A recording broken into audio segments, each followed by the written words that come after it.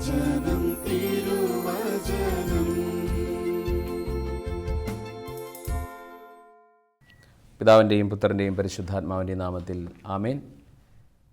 യേശുക്രിസ്തുവിൽ ഏറ്റവും സ്നേഹമുള്ളവരെ, ഇന്ന് ദൈവത്തിൻ്റെ വചനത്തിൽ നിന്ന് ഒരു ധ്യാനചിന്തയ്ക്ക് വേണ്ടി പഴയ നിയമത്തിലെ ഒരു ഭാഗമാണ് നമ്മൾ എടുക്കുന്നത്. ദൈവത്തിൻ്റെ വാഗ്ദാനങ്ങൾ എന്ന വിഷയത്തെക്കുറിച്ചാണ് നമ്മൾ ചിന്തിക്കുന്നത്. നമുക്കറിയാമല്ലോ, നമ്മുടെ കുടുംബങ്ങളിലൊക്കെ കുട്ടികൾക്ക് അവർ 10ാം ക്ലാസ് പാസ്സാകുമ്പോഴോ അല്ലെങ്കിൽ ഉയർന്ന വിദ്യാഭ്യാസത്തിലേക്കൊക്കെ പോകുമ്പോൾ അവരൊരു എക്സാം കഴിഞ്ഞ് അവർ പാസ് ഔട്ടാകുമ്പോൾ അല്ലെങ്കിൽ അതിനു മുമ്പേ ചില വാഗ്ദാനങ്ങൾ മാതാപിതാക്കൾ ചില വാഗ്ദാനങ്ങൾ മക്കൾക്കായിട്ട് നൽകാറുണ്ട്. നോമ്പുകാല സമയത്തൊക്കെ 50 ദിവസം മുടങ്ങാതെ ദേവാലയത്തിൽ വരുന്നവർക്ക് നമ്മുടെ വൈദികർ അവർക്ക് ചില വാഗ്ദാനങ്ങൾ നൽകാറുണ്ട്. എന്നതുപോലെ വേദപുസ്തകത്തിൽ ചില വാഗ്ദാനങ്ങളെക്കുറിച്ച് പറഞ്ഞിരിക്കുന്നു. അതിനെക്കുറിച്ച് നമുക്ക് സൂക്ഷ്മമായി മനസ്സിലാക്കാനായിട്ട് ശ്രമിക്കാം. ബൈബിളിൻ്റെ പഴയ നിയമത്തിൽ ഉൽപ്പത്തിയുടെ പുസ്തകം 12-ാമത്തെ അധ്യായത്തിൽ അബ്രഹാം പിതാവിനെക്കുറിച്ച് അവിടെ പറയുന്നു. അബ്രാമിന് ദൈവം പ്രത്യക്ഷപ്പെടുന്നതായിട്ട് ഉൽപ്പത്തിയുടെ പുസ്തകം 12-ൽ നാം വായിക്കുന്നു. 12-ൻ്റെ ആദ്യം മുതൽ നമ്മളിങ്ങനെ വായിക്കുന്നു. അബ്രാഹാമിന് ദൈവം പ്രത്യക്ഷപ്പെട്ട് അരുൾ ചെയ്തു, നീ നിൻ്റെ ദേശത്തെയും ബന്ധുക്കളെയും പിതൃഭവനത്തെയും വിട്ട് ഞാൻ കാണിച്ചു തരുന്ന നാട്ടിലേക്ക് പോകുക. അബ്രാഹാമിന് ദൈവം ഇങ്ങനെ പ്രത്യക്ഷപ്പെടുന്നതായി പഴയ നിയമത്തിൽ നമ്മൾ വായിക്കുന്നത് കുറച്ചുകൂടെ ഭംഗിയായി പുതിയ നിയമത്തിലാണ് രേഖപ്പെടുത്തിയിരിക്കുന്നത്. പുതിയ നിയമത്തിൽ അപ്പോസ്തല പ്രവർത്തനങ്ങളിൽ 7-ാമത്തെ അധ്യായത്തിൽ ദൈവം അബ്രാഹാമിനെ എങ്ങനെയാണ് പ്രത്യക്ഷപ്പെടുന്നതെന്ന് വളരെ മനോഹരമായി വിവരിച്ചിരിക്കുന്നു. അത് അപ്പോസ്തല പ്രവർത്തനങ്ങളിൽ 7-ാമത്തെ അധ്യായത്തിൽ എങ്ങനെയാണ് പുതിയ നിയമത്തിൽ ഇത് വെളിപ്പെട്ട് കിട്ടിയത്? പഴയ നിയമത്തിൽ പറയാത്തത് പുതിയ നിയമത്തിൽ വെളിപാടുകളിലൂടെയാണ് മനസ്സിലായി കിട്ടുക എന്ന് നമ്മൾക്കറിയാമല്ലോ. പ്രത്യേകിച്ച് അപ്പോസ്തലനായ പൗലോസിന് ധാരാളം വെളിപാടുകൾ കിട്ടിയതായിട്ട് ദൈവവചനത്തിൽ നാം വായിക്കുന്നുണ്ട്. പ്രത്യേകിച്ച് അബ്രാഹാമിന് ദൈവം പ്രത്യക്ഷപ്പെട്ട ഭാഗത്തെക്കുറിച്ച് പ്രവൃത്തികളുടെ പുസ്തകം 7-ന്റെ 2-ൽ നാം വായിക്കുന്നു. തേജോമയനായ ദൈവം അല്ലെങ്കിൽ മഹത്വത്തിൻ്റെ ദൈവം അവന് പ്രത്യക്ഷനായി എന്ന് പറഞ്ഞാൽ വലിയ പ്രകാശത്തിൽ തേജോമയനായി ദൈവം അബ്രാഹാമിന് വലിയ പ്രകാശത്തിൽ പ്രത്യക്ഷപ്പെട്ട് കർത്താവ് ഇപ്രകാരം ആ പ്രകാശത്തിൽ നിന്ന് തേജസ്സിൽ നിന്നാണ് അബ്രാഹാമിനോട് പറയുന്നത്, നീ നിൻ്റെ ദേശത്തെ വിടണം, നീ നിൻ്റെ പിതൃഭവനത്തെ വിടണം, നീ നിൻ്റെ ബന്ധുക്കളെ വിടണം, എന്നിട്ട് ഞാൻ കാണിച്ചു തരുന്ന നാട്ടിലേക്ക് പോവുക. പ്രിയപ്പെട്ടവരെ, അബ്രഹാം വിഗ്രഹാരാധികളുടെ നാട്ടിൽ താമസിക്കുന്ന ആളായിരുന്നു. മെസൊപ്പൊട്ടോമിയയിൽ വെച്ചാണ് ദൈവം അബ്രഹാമിന് പ്രത്യക്ഷപ്പെട്ടതെന്ന് പുതിയ നിയമത്തിലാണ് നമ്മൾ വായിക്കുന്നത്. ഉൽപ്പത്തി 12-ൽ മെസൊപ്പൊട്ടോമിയയിൽ പ്രത്യക്ഷപ്പെട്ടു എന്ന് കാണുന്നില്ല. എന്നാൽ പുതിയ നിയമത്തിൽ അപ്പോസ്തല പ്രവർത്തനം 7-ൽ ദൈവത്തിൻ്റെ പരിശുദ്ധാത്മാവ് അത് വെളിപ്പെടുത്തിയിരിക്കുന്നു. മെസൊപ്പൊട്ടോമിയയിൽ വെച്ച് ദൈവം അബ്രഹാമിന് പ്രത്യക്ഷനായി, വലിയ തേജസ്സിൻ്റെ ദൈവം പ്രത്യക്ഷനായി. ആ മഹാ തേജസ്സിൽ നിന്നാണ് അബ്രഹാം ആ സ്വരം കേൾക്കുന്നത്. 7 വാഗ്ദാനങ്ങളാണ് അബ്രഹാമിന് ദൈവം നൽകിയത്. 7 വാഗ്ദാനങ്ങൾ. നമുക്കറിയാം, ബൈബിളിൽ 7 എന്നുള്ളത് സമ്പൂർണ്ണതയെ സൂചിപ്പിക്കുന്നതാണ്. 7 വാഗ്ദത്തങ്ങൾ ദൈവം നൽകി. ഈ 7 വാഗ്ദത്തത്തെക്കുറിച്ച് ഉൽപ്പത്തിയുടെ പുസ്തകം 12-ന്റെ 2-3 വാക്യങ്ങളിലായി വളരെ കൃത്യമായിട്ട് ആ 7 വാഗ്ദത്തങ്ങളെക്കുറിച്ച് പറയുന്നു. ശ്രദ്ധിക്കണമേ, ഞാൻ പറയുന്നത് ആ 7 വാഗ്ദത്തങ്ങൾ. എന്താണ് ആ 7 വാഗ്ദത്തങ്ങൾ? ഒന്നാമതായി അബ്രഹാം പിതാവിനോട് പറഞ്ഞു, ഞാൻ നിന്നെ വലിയൊരു ജനതയാക്കും, ഞാൻ നിന്നെ അനുഗ്രഹിക്കും, നിൻ്റെ പേര് ഞാൻ മഹത്തമമാക്കും. നിൻ്റെ പേര് മഹത്തമമാക്കും എന്ന് മാത്രമല്ല പറയുന്നത്, നീ ഒരു അനുഗ്രഹമായിരിക്കും. മാത്രമല്ല, നിന്നെ അനുഗ്രഹിക്കുന്നവരെ ഞാൻ അനുഗ്രഹിക്കും, നിന്നെ ശപിക്കുന്നവരെ ഞാൻ ശപിക്കും, നിന്നിലൂടെ ഭൂമുഖത്തെ വംശങ്ങളെല്ലാം അനുഗ്രഹിക്കപ്പെടും. ഞാൻ ഈ പറയുന്ന വാക്കുകൾ വേദപുസ്തകത്തിൽ ഉൽപ്പത്തിയുടെ പുസ്തകം 12-ാമത്തെ അധ്യായം 2-3 വാക്യങ്ങൾ നിങ്ങളുടെ കയ്യിൽ ബൈബിൾ ഉണ്ടെങ്കിൽ ആ ബൈബിൾ തുറന്ന് ഒന്ന് വായിച്ചു നോക്കണമേ. 7 വാഗ്ദത്തങ്ങൾ, മനോഹരമായ 7 വാഗ്ദാനങ്ങൾ ദൈവം അബ്രഹാമിന് നൽകുകയാണ്. നമ്മളിൽ പലരും ഒരുപക്ഷെ ചിന്തിച്ചേക്കാം, അത് അബ്രഹാമിനല്ലേ 7 വാഗ്ദത്തങ്ങൾ നൽകിയിരിക്കുന്നത്, നമുക്കെന്ത് കാര്യം? നമുക്ക് അതിൽ കാര്യമുള്ളത് കൊണ്ടാണ് നമ്മൾ ഈ വേദഭാഗം വായിക്കുന്നത്. ഞാൻ നേരത്തെ സൂചിപ്പിച്ചല്ലോ, 7 വാഗ്ദാനങ്ങൾ 7 സമ്പൂർണ്ണതയെ സൂചിപ്പിക്കുന്നെന്ന് പറഞ്ഞു. അതിൽ ആദ്യം തന്നെ പറഞ്ഞു, ഞാൻ നിന്നെ വലിയൊരു ജനതയാക്കും. അബ്രഹാം എന്നൊരു വ്യക്തിയെ വിളിച്ച് ആ വ്യക്തിയോട് ദൈവം പറയുന്നു, ഞാൻ നിന്നെ വലിയൊരു ജനതയാക്കും, നിന്നിൽ നിന്ന് വലിയൊരു ജനത പുറപ്പെടാൻ പോവുകയാണ്. മാത്രമല്ല ഞാൻ നിന്നെ അനുഗ്രഹിക്കും. രണ്ടാമത്തെ വാഗ്ദത്തം അതാണ്, ഞാൻ നിന്നെ അനുഗ്രഹിക്കും. 3, നിൻ്റെ പേര് ഞാൻ മഹത്തമമാക്കും. അബ്രാഹാമിൻ്റെ പേര് മഹത്തമമാക്കും. മാത്രമല്ല നീ ഒരു അനുഗ്രഹമായിരിക്കും. ഞാൻ നിന്നെ അനുഗ്രഹിക്കുമെന്ന് പറഞ്ഞു. അതുമാത്രമല്ല നീ തന്നെ ഒരു അനുഗ്രഹമായിരിക്കും. ഇതാണ് 4ാമത്തെ അനുഗ്രഹം എന്ന് പറയുന്നത്, അല്ലെങ്കിൽ വാഗ്ദത്തം. 5ാമതായിട്ട് പറയുന്നു, നിന്നെ അനുഗ്രഹിക്കുന്നവരെ ഞാൻ അനുഗ്രഹിക്കും, നിന്നെ ശപിക്കുന്നവരെ ഞാൻ ശപിക്കും. അവസാനമായി കർത്താവ് പറഞ്ഞു, ഇതാ നിന്നെ ശപിക്കുന്നവരെ ശപിക്കും എന്ന് മാത്രമല്ല നിന്നെ അനുഗ്രഹിക്കുന്നവരെ അനുഗ്രഹിക്കും എന്ന് കർത്താവ് പറഞ്ഞിരിക്കുന്നു. 7ാമതായിട്ട് പറയുന്നത്, ഈ ഭൂമിയിലെ എത്ര മനോഹരമാണ്, ഈ ഭൂമിയിലെ സകല ജനതകളും നിന്നിലൂടെ അനുഗ്രഹിക്കപ്പെടും. 7 അനുഗ്രഹങ്ങൾ. പ്രിയപ്പെട്ടവരെ, ഈ ദൈവവചന ഭാഗം ഞാൻ പറയുമ്പോഴും നിങ്ങൾ കേൾക്കുമ്പോഴും നമ്മളൊരു സത്യം മനസ്സിലാക്കണം. ദൈവത്തിൻ്റെ വാഗ്ദത്തത്തിൻ്റെ പ്രത്യേകതകളെക്കുറിച്ച് നമ്മൾ മനസ്സിലാക്കണം. എന്താണ് ദൈവത്തിൻ്റെ വാഗ്ദാനങ്ങളെക്കുറിച്ച്, ആ വാഗ്ദത്തെക്കുറിച്ചുള്ള പ്രത്യേകതകൾ? നമുക്കറിയാം, നമ്മൾ പലപ്പോഴും പല ആളുകളുടെയും വാഗ്ദാനങ്ങൾ ശ്രദ്ധിക്കുന്നതാണ്, പല മോഹന വാഗ്ദാനങ്ങളും. ആ വാഗ്ദാനങ്ങൾ കിട്ടാത്തതിൻ്റെ വേദന പലപ്പോഴും അനുഭവിക്കുന്നവരാണ്. ഇനി വാഗ്ദാനങ്ങൾ പോകട്ടെ, അവകാശങ്ങൾ പോലും ലഭിക്കാത്തതിൻ്റെ വേദനയിൽ കഴിയുന്നവർക്ക് വാഗ്ദാനങ്ങളെക്കുറിച്ച് പറയുമ്പോൾ അത്ര അധികം നമുക്ക് സന്തോഷമുണ്ടാകുമെന്ന് വരികയില്ല. എന്നാൽ വേദപുസ്തകത്തിൽ പറയുന്ന നോക്കൂ, ദൈവത്തിൻ്റെ വാഗ്ദത്തത്തെക്കുറിച്ചുള്ള പ്രത്യേകതകൾ എന്താണ്? സങ്കീർത്തന പുസ്തകം 12ാമത്തെ അധ്യായത്തിലേക്ക് വരുമ്പോൾ ശ്രദ്ധിക്കണമേ. സങ്കീർത്തന പുസ്തകം 12ൻ്റെ 6ാം വാക്യം. അവിടെ പറയുന്നു, കർത്താവിൻ്റെ വാഗ്ദാനങ്ങൾ ഉലയിൽ 7 ആവർത്തി ശുദ്ധി ചെയ്തെടുത്ത വെള്ളിയാണ്. നമുക്കറിയാം, വെള്ളി എന്ന് പറയുന്ന ലോഹം, അതിൽ വെള്ളിക്കിട്ടം എന്ന് പറയുന്ന വില കുറഞ്ഞൊരു കാര്യമുണ്ട്. അഗ്നിയിലിടുമ്പോഴാണ് വെള്ളിയിലെ ആ വിലകെട്ട ലോഹം വേർതിരിയുക. ദൈവത്തിൻ്റെ കർത്താവിൻ്റെ വാഗ്ദത്തങ്ങൾ ഉലയിൽ 7 ആവർത്തി ശുദ്ധി ചെയ്തെടുത്തിരിക്കുന്ന വെള്ളി പോലെയാണ്. കർത്താവിൻ്റെ വാഗ്ദാനങ്ങൾ നിർമ്മലമാണ്. അത് ഉലയിൽ 1 ആവർത്തിയല്ല, 2 അല്ല, 7 വട്ടം ശുദ്ധീകരിച്ചെടുത്താണ്. എന്ന് പറഞ്ഞാൽ ദൈവത്തിൻ്റെ വാഗ്ദത്തങ്ങൾ ഒരിക്കലും മാറുകയില്ല. ദൈവം അനുഗ്രഹിക്കുമെന്ന് പറഞ്ഞാൽ അനുഗ്രഹിക്കും. ദൈവം നിന്നെ നിന്നിലൂടെ ഭൂമുഖത്തെ വംശങ്ങളെല്ലാം അനുഗ്രഹിക്കുമെന്ന് പറഞ്ഞാൽ അനുഗ്രഹിക്കും. നിന്നെ അനുഗ്രഹിക്കുന്നവരെ ഞാൻ അനുഗ്രഹിക്കുമെന്ന് പറഞ്ഞാൽ അങ്ങനെ തന്നെയായിരിക്കും. നിന്നെ ശപിക്കുന്നവരെ ഞാൻ ശപിക്കുമെന്ന് പറഞ്ഞാൽ അങ്ങനെ തന്നെയായിരിക്കും. നീ ഒരു അനുഗ്രഹമായിരിക്കുമെന്ന് പറഞ്ഞാൽ അങ്ങനെ തന്നെയായിരിക്കും. അതാണ് ഇവിടെ പറയുന്നത്. ഭൂമുഖത്തെ എല്ലാ വംശങ്ങളെയും അനുഗ്രഹിക്കുമെന്ന് പറഞ്ഞ ആ കർത്താവിൻ്റെ വാഗ്ദത്തങ്ങളെക്കുറിച്ച് പറയുന്നു. ഉലയിൽ 7 ആവർത്തി ശുദ്ധി ചെയ്തെടുത്ത വെള്ളിയാണ്. പ്രിയപ്പെട്ടവരെ, മാത്രമല്ല സങ്കീർത്തന പുസ്തകം 145 വരുമ്പോൾ 145 സങ്കീർത്തനം 13ാം വാക്യത്തിൽ നമ്മൾ വായിക്കുന്നു, കർത്താവിൻ്റെ വാഗ്ദാനങ്ങൾ വിശ്വാസയോഗ്യമാണ്, നമുക്ക് വിശ്വസിക്കാൻ കഴിയാവുന്നതാണ്. കർത്താവ് വാഗ്ദാനങ്ങളിൽ വിശ്വസ്തനാണ് എന്നാണ് 145 സങ്കീർത്തനം 13ാം വാക്യം. വാഗ്ദാനങ്ങളിൽ വിശ്വസ്തൻ, പ്രവർത്തികളിൽ കാരുണ്യവാൻ. അപ്പോൾ ദൈവം ഒരു വാക്ക് പറഞ്ഞാൽ ആ വാക്കിൽ നിന്ന് ഇളകി മാറുകയില്ല. പലപ്പോഴും മനുഷ്യന് സംഭവിക്കുന്ന ഒരു കുഴപ്പം എന്താണെന്ന് ചോദിച്ചാൽ, ഈ വാഗ്ദത്തങ്ങൾ വിശ്വസിക്കാൻ കഴിയുന്നില്ല എന്നുള്ളതാണ്. ദൈവം പറയുന്നത് അപ്പാടെ വിശ്വസിക്കാൻ കഴിയുന്നില്ല. ഇപ്പം ഞാനിപ്പോൾ 2 കാര്യങ്ങൾ ഇതിനോടകം ഞാൻ പറഞ്ഞു കഴിഞ്ഞു. ഒന്ന്, ദൈവത്തിൻ്റെ വാഗ്ദത്തങ്ങൾ ഏതൊക്കെയാണ്. അബ്രാഹാമിനോടുള്ള ബന്ധത്തിൽ പറഞ്ഞ ദൈവത്തിൻ്റെ വാഗ്ദത്തങ്ങൾ 7 വാഗ്ദത്തങ്ങളുണ്ടെന്ന് പറഞ്ഞു. രണ്ടാമതായി ഞാൻ സൂചിപ്പിച്ചു, ഈ വാഗ്ദത്തത്തിൻ്റെ പ്രത്യേകതകളെ സൂചിപ്പിച്ചു. എന്താണ് വാഗ്ദത്തത്തിൻ്റെ പ്രത്യേകതകൾ?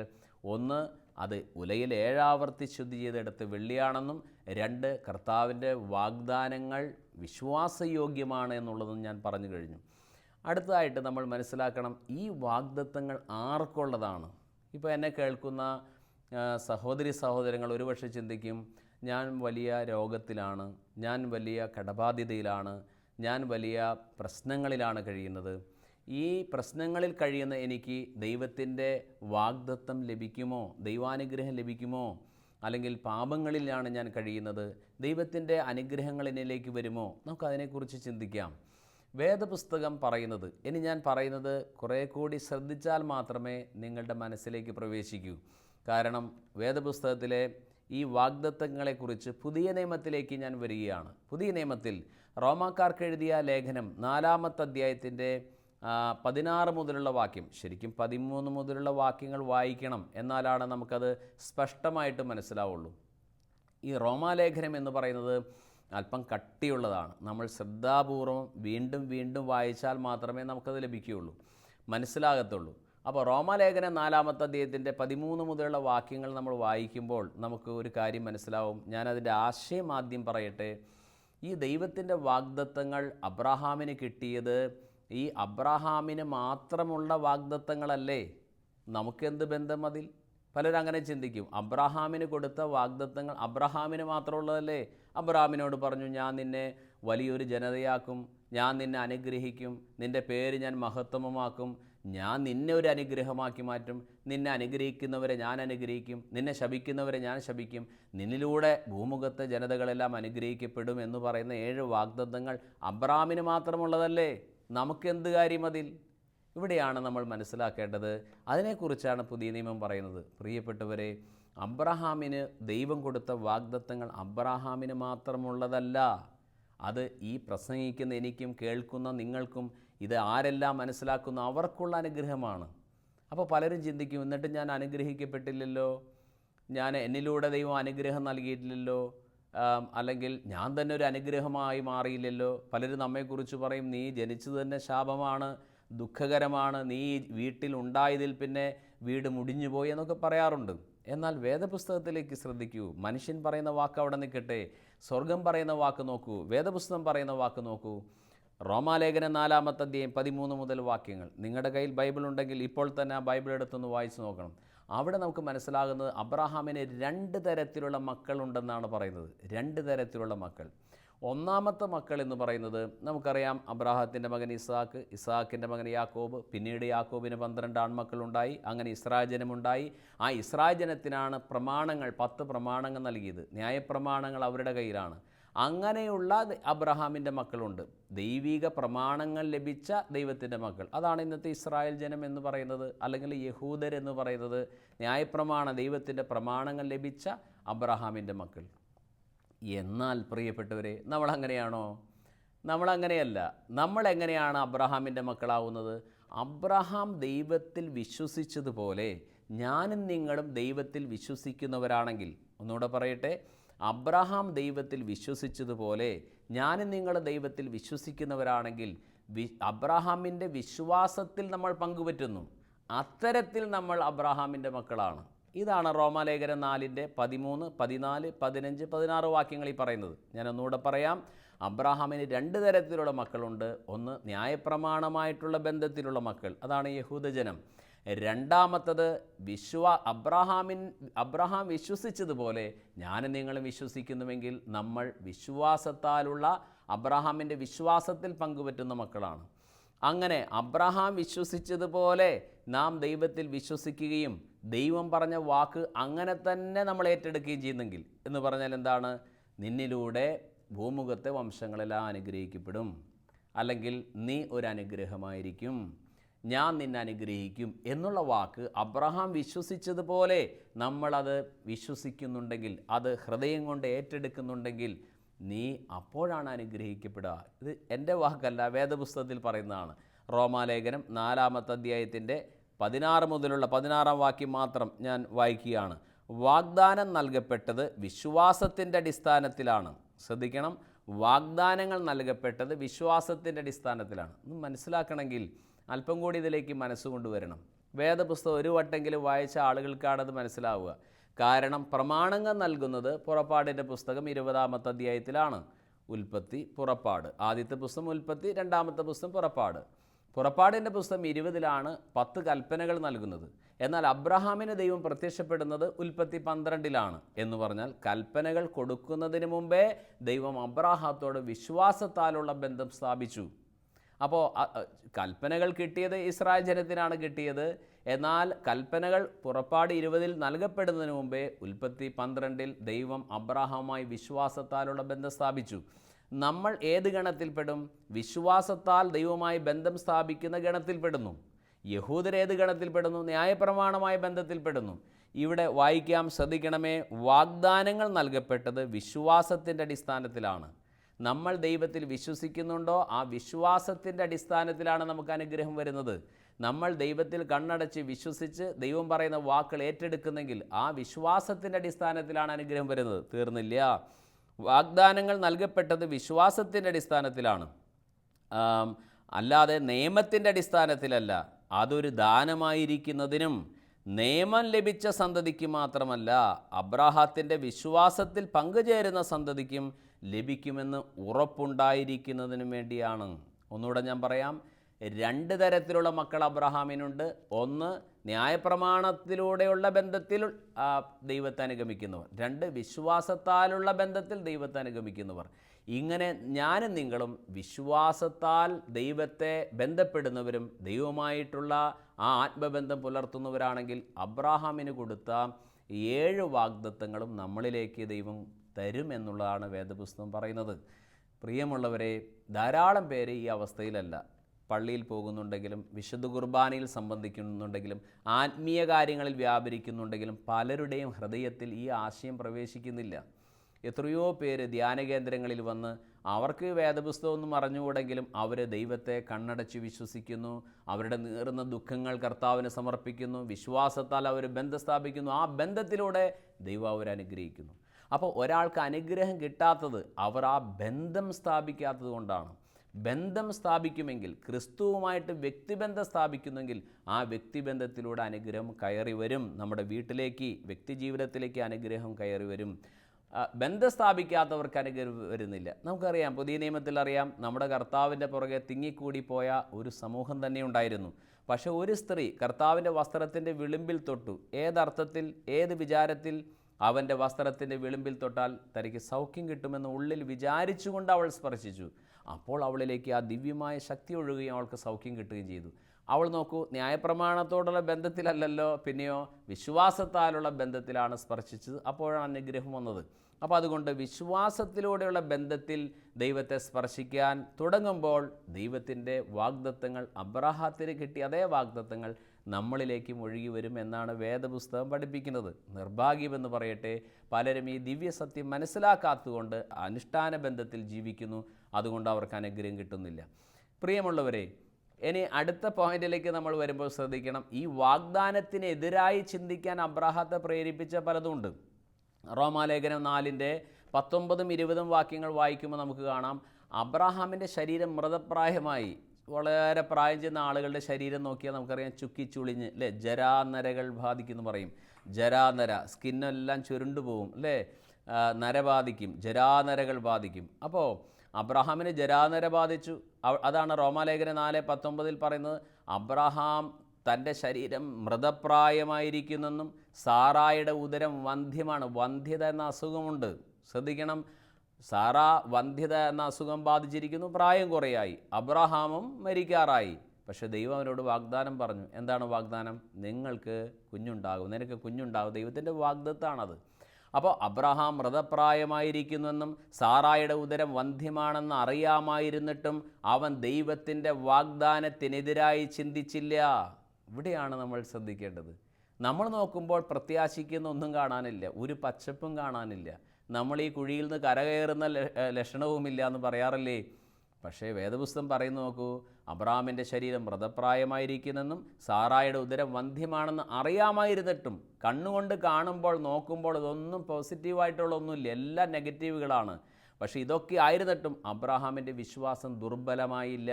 അടുത്ത സെൻറ്റൻസ്, ദൈവത്തിൻ്റെ വാഗ്ദാനത്തിനെതിരായി അവൻ ചിന്തിച്ചില്ല.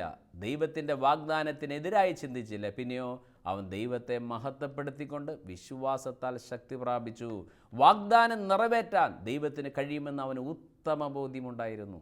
സ്നേഹമുള്ളവരെ, ദൈവം വാഗ്ദാനങ്ങളിൽ വിശ്വസ്തനാണ്.